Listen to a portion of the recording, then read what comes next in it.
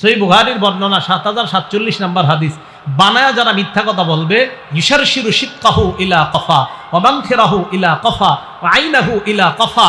একজন ফেরেশতা কিয়ামত পর্যন্ত লোহার একটা চিরুনি দিয়ে, কাল্লুবিন মিন হাদিদ, লোহার একটা চিরুনি দিয়ে এই থুতনি থেকে এই পর্যন্ত আগ দিবে, নাকের এই ছিদ্র থেকে এই পর্যন্ত, চোখের এই অংশ থেকে এই পর্যন্ত, এই জিন্দা ছিদ্র, এই তিনটা দাগ দেওয়ার পর রক্তে রক্তাক্ত হবে লোকটা। আবার এই পাশে যাবে, যাওয়ার পর আবার তিনটা দাগ দিবে, এ পাশ ভালো হয়ে যাবে, আবার এই পাশ আসবে। সহিহ বুখারী ৭০৪৭ নম্বর লম্বা হাদিস। হাদিসের শেষে নবীজি প্রশ্ন করছেন, ও ফেরেশতারা, এই লোকটা কে যাকে এইভাবে তিনটা আগ দিতেছে? ফেরেশতা জবাব দিলেন, ইয়া রাসূলুল্লাহ, এ হলো ওই ব্যক্তি সকালবেলা মিথ্যা কথা বলে, পুরা সমাজে এই মিথ্যা কথা ছড়ায়া যায়, আর মানুষ এটাকে সত্য বলে মেনে নেয়, কিয়ামত পর্যন্ত তাকে এইভাবে শাস্তি দেওয়া হবে। বানিয়ে বানিয়ে মিথ্যা কথা বলা। আপনাদের এলাকায় একটা মেয়েকে আসছে দেখতে, ছেলে পক্ষ দেখে যাওয়ার পর মেয়েটাকে পছন্দ হয়ে যায়, পছন্দ হওয়ার পর অপর বাড়ির একটা মহিলার ব্যাপারটা ভালো লাগে নাই, অমুকের মেয়ের বিয়ে হয়ে যাবে, এটা উনি বরদাস্ত করতে পারে না। ওই এলাকার আরেক নারীর কাছে আপনার গীবত শেকায়াত করে দিয়েছে, কারে বিয়ে করবেন? কোম এলাকার আব্দুর রহমানের মেয়ে জামিলাকে। সি সি, এই মেয়ের তো 12টা ছেলের সাথে সম্পর্ক ছিল। আসলে মিথ্যা কথা, আসলে কি মিথ্যা কথা, মানে উনি একটা কথা বলে ছড়াইয়া দিল। নবীজি বলেন, এই বানায়া মিথ্যা কথা বলবা না। সহিহ বুখারীর বর্ণনা ৭০৪৭ নম্বর হাদিস, বানায়া যারা মিথ্যা কথা বলবে, ইশারশিরু শিক্কাহু ইলা কফা ওয়া মানখিরাহু ইলা কফা ওয়া আইনাহু ইলা কফা। একজন ফেরেশতা কিয়ামত পর্যন্ত লোহার একটা চিরুনি দিয়ে, কাল্লুবিন মিন হাদিদ, লোহার একটা চিরুনি দিয়ে এই থুতনি থেকে এই পর্যন্ত আগ দিবে, নাকের এই ছিদ্র থেকে এই পর্যন্ত, চোখের এই অংশ থেকে এই পর্যন্ত, এই জিন্দা ছিদ্র, এই তিনটা দাগ দেওয়ার পর রক্তে রক্তাক্ত হবে লোকটা। আবার এই পাশে যাবে, যাওয়ার পর আবার তিনটা দাগ দিবে, এ পাশ ভালো হয়ে যাবে, আবার এই পাশ আসবে। সহিহ বুখারী ৭০৪৭ নম্বর লম্বা হাদিস। হাদিসের শেষে নবীজি প্রশ্ন করছেন, ও ফেরেশতারা, এই লোকটা কে যাকে এইভাবে তিনটা আগ দিতেছে? ফেরেশতা জবাব দিলেন, ইয়া রাসূলুল্লাহ, এ হলো ওই ব্যক্তি সকালবেলা মিথ্যা কথা বলে, পুরা সমাজে এই মিথ্যা কথা ছড়ায়া যায়, আর মানুষ এটাকে সত্য বলে মেনে নেয়, কিয়ামত পর্যন্ত তাকে এইভাবে শাস্তি দেওয়া হবে।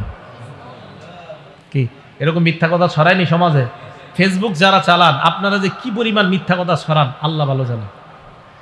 হ্যাঁ, আপনিও কিন্তু দাঁড়ানোর জন্য, আপনিও কিয়ামত পর্যন্ত এই সাজার জন্য অপেক্ষা করেন। জি, টেলিভিশনের সংবাদ, ইউটিউব, ফেসবুক, এখানে যদি কোনো মিথ্যা সংবাদ ছড়ায়া দেন আর এটাকে যদি মানুষ সত্য মনে করে, তা আপনারাও এই শাস্তির জন্য অপেক্ষা করেন। তো নারীরা 4 নম্বরে বললেন, আমরা মিথ্যা কথা বলবো না। 5 নম্বর, ওয়ালা নাকতুলু আওলাদানা, আমরা আমাদের সন্তান দারিদ্রতার ভয়ে হত্যা করব না। এটা পুরুষদেরকেও বলছে। ওয়ালা নাসিকা ফি মারুফ, আমরা আপনার অবাধ্য হব না। কোন ন্যায়সঙ্গত কাজ করার ক্ষেত্রে আমরা আপনার অবাধ্য হব না। এবার এই পর্যন্ত বলার পর এক নারী বললেন, ইয়া রাসূলুল্লাহ, নুবাইউকা, হালুম্মা নুবাইউকা, হুজুর আপনার হাতটা দেন। কি দেন? হাত দেন, আপনার হাতে হাত রাখা বায়াত হই আমরা।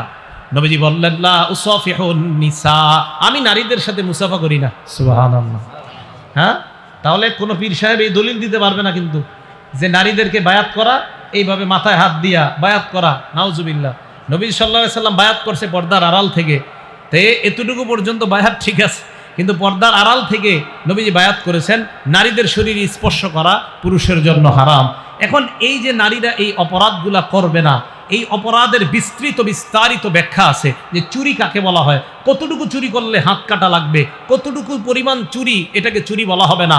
ধান ক্ষেতের মাঝখান দিয়ে আপনি হাঁটতে লাগলাম, দুই ধান ক্ষেতের মাঝখানের চিকুন আইল দিয়ে হাঁটতে হাঁটতে আমাদের দুইজনের জামার মধ্যে 2 ক্ষেতের কিছু ধান লেগে আমাদের শরীরে আইসা পড়ছে, উপরে উঠে দেখি ইন্না লিল্লাহ, এই 2 ধান ক্ষেতের প্রায় 10-12টা ধান আমাদের জামায় লেগে গেছে। এরকম হয় কিনা?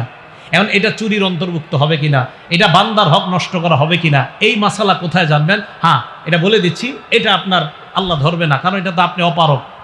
আপনি রাস্তার আইল দিয়ে হাঁটছেন, আপনি ইচ্ছা করে কারো ক্ষেত্রে ধান নেন নাই, আপনার শরীরে 2-4টা ধান লেগে গেছে, এটা আপনি মাজুর। ইচ্ছা করে নিলে কিন্তু বান্দার হক নষ্ট করা হবে। আপনি অনিচ্ছা আপনার জামার মধ্যে 2-3টা ধান লেগে গেছে, তো এটা বান্দার হক নষ্ট হবে কিনা, এটা চুরির আওতাভুক্ত হবে কিনা, তো এই মাসালা কোথায় জানবে? এই মাদ্রাসার শিক্ষা আসলে এই মাসালাগুলো জানা যাবে। তো বুঝাইতে চাইলাম যে নারীরা যে বিষয়গুলোতে রাসূল সাল্লাল্লাহু আলাইহি সাল্লামের কাছে বায়াত হলেন, যে আমরা এই অপরাধগুলা করব না, আর নবীজিও এই মর্মে তাদেরকে বায়াত নিলেন।